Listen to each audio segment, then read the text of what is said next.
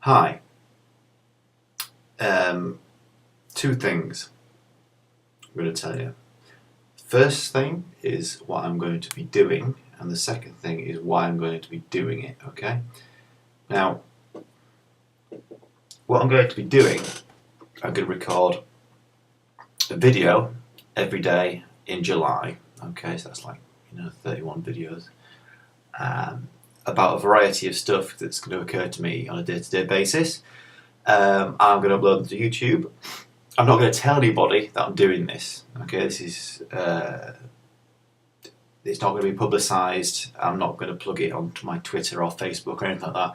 I'm just going to do it, and I'm just going to put it out there. Okay, so that's what the activity I'm going to undertake. Okay, now the second thing is, why am I doing this? Now, I watched recently a documentary about a guy called Josh Harris. Okay, an American guy who was one of the first .com millionaires of an absolute fortune. Went on to create a site called Pseudo.com, which is like an online streaming television network, and it could have been huge. It turns out it wasn't. In the end of the day, I don't think the technology at the time was good enough to support it.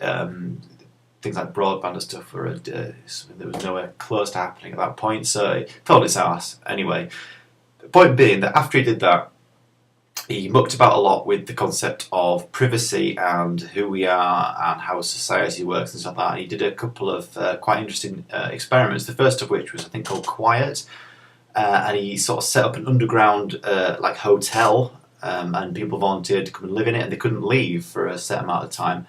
And everyone was videoed all the time, 24/7. Everything everybody did, from having sex to having shit, showering, and everything, was all videoed and broadcasted throughout this little underground bunker hotel thing. And it was very interesting, very creepy, and it turned out rather unwell. And he got shut down by the police and the fire department. But anyway, it was all getting a little bit waker at a certain point. Anyway, after he did that, he decided to stop experimenting on other people and experimented on himself.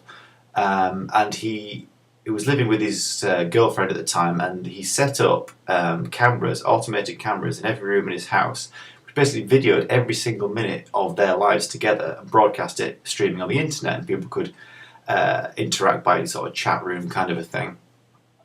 And that didn't turn out too well for him either, because his girlfriend eventually left him, and he lost all his money, and he went to live in Ethiopia. Anyway, the point that I'm trying to get to is, it made me think a great deal about who I am online, what I want to share with people, and what choices I have with regards to what I do share. And there's been a lot of fuss recently with regards to Facebook privacy settings and stuff like that, and I got a bit freaked out, and I left Facebook for a month, and I didn't do any sort of social networking whatsoever. I didn't particularly miss it, because the people I want to interact with, I speak to in real life, if you're subscribed to such a thing. But it made me think, well, look, am I overreacting? Is it a fact of life now that we should, and we do, and we will spend a proportion of our lives on the internet, and our data is increasingly going to be in the cloud.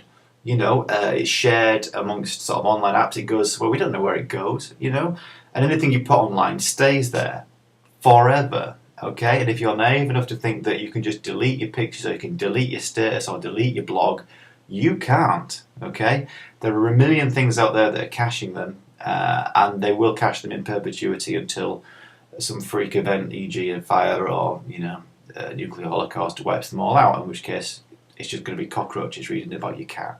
All right, so whatever.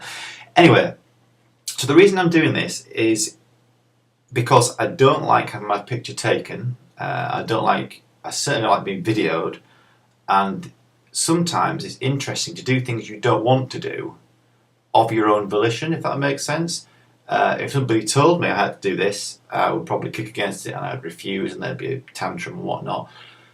The fact that I'm choosing to do something that is sort of against my current mindset, I think is going to be interesting. It's an experiment.